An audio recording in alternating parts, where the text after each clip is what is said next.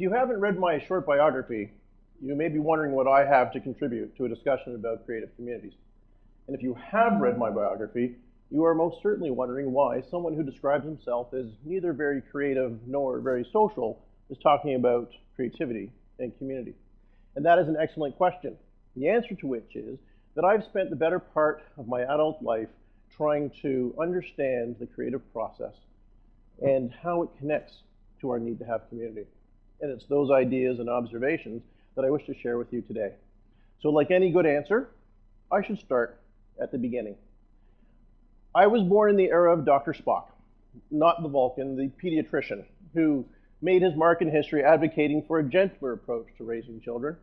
And as a firstborn child of young parents, I was the test subject in a new approach to parenting that not only supported, but greatly encouraged my natural development of curiosity.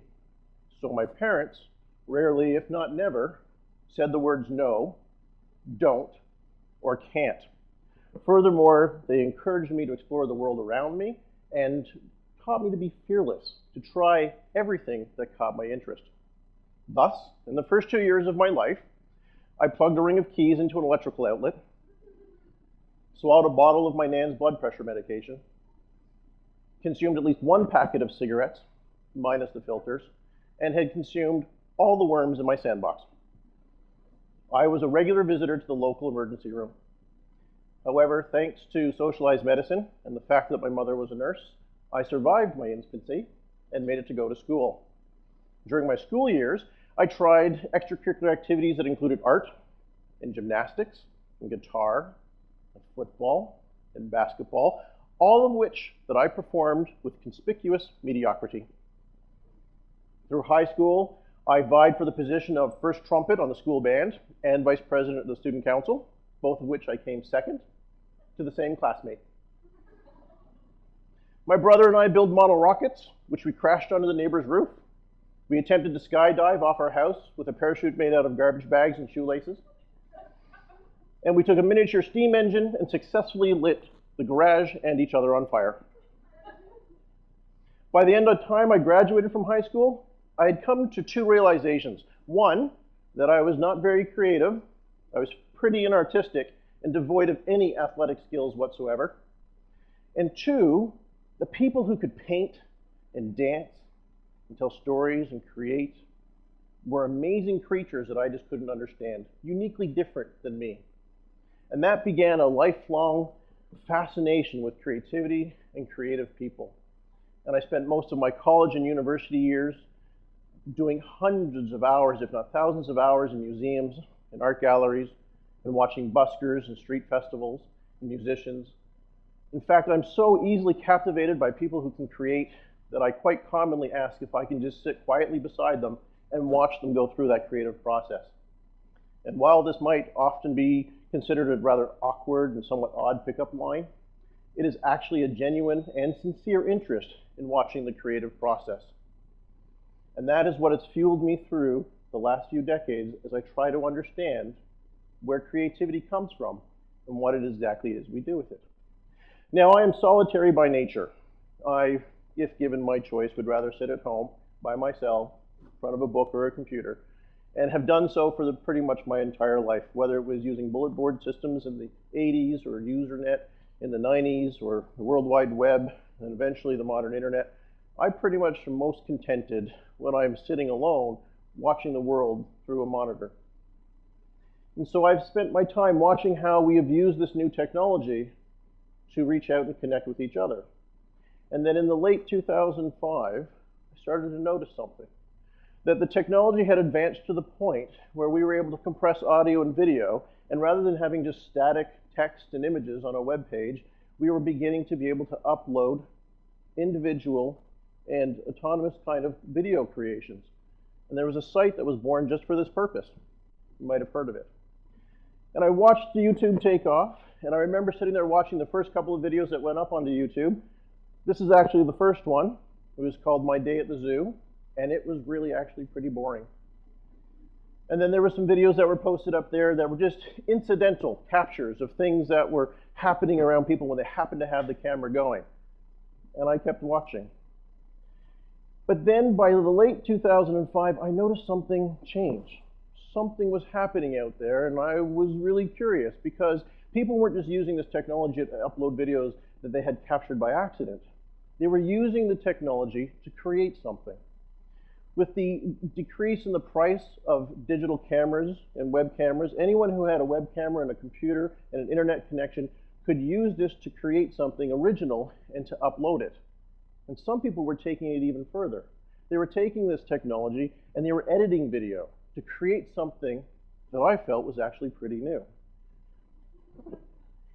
Cats playing pianos, cats in boxes, mean kitties, cats in bags, cats in tubs, and more and more and more cats. Now, I love cats, but there's an awful lot of cats on the internet. But there was also something else that was going on. This is Lasse Gertsen. He's an animator and a filmmaker. He is not a musician. He plays neither the piano nor the drums. But what he did is he recorded himself playing every note and every part of the drum set. And then he took it back to his computer and he digitally edited every sequence and every note to make this.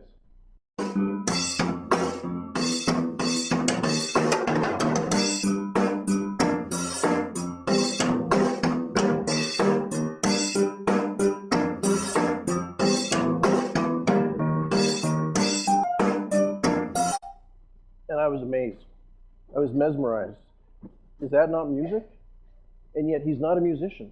We were using this technology to create whole new forms of expression. Filmmakers making music without actually being able to play instruments. And I was captivated. And I was spending hours looking for stuff like this on the internet. And I started taking notes, pages and pages, because I'm kind of an academic.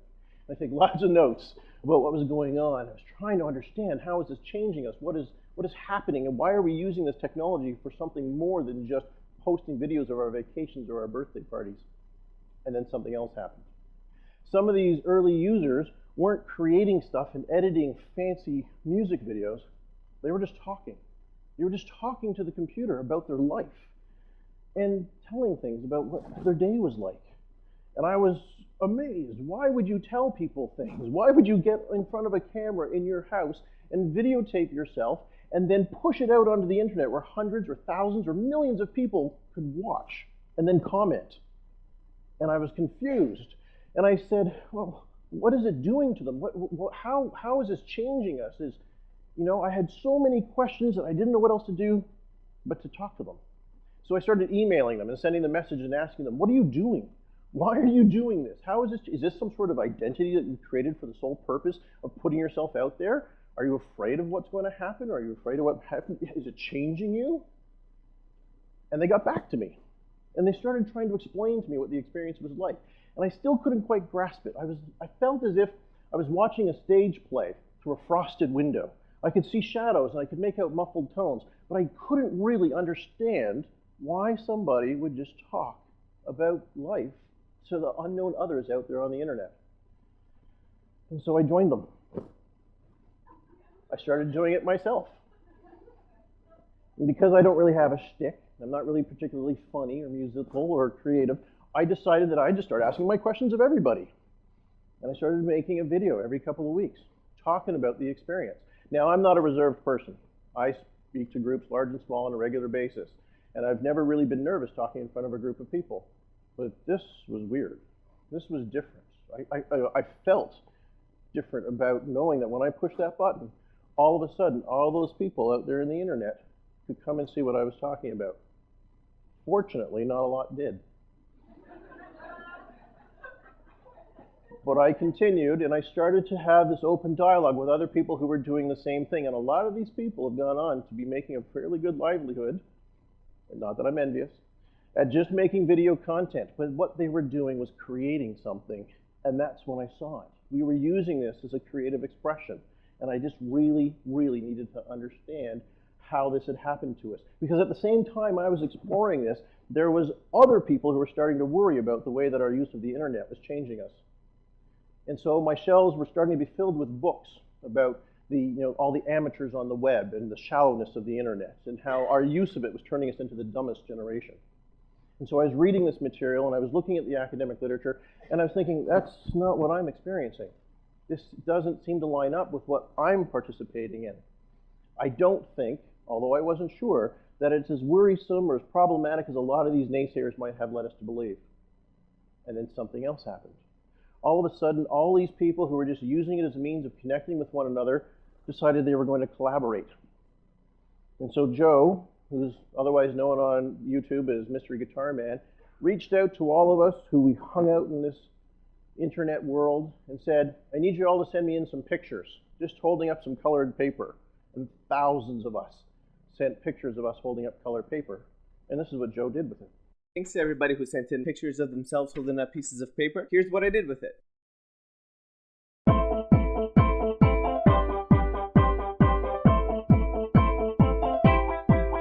It takes one of us to move a million, and then a million goals become one.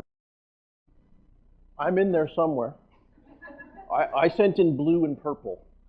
So I haven't actually taken the time to find myself, but I'm in there somewhere, as are thousands of other people who at this point in time were using this technology to connect and to share and to create something.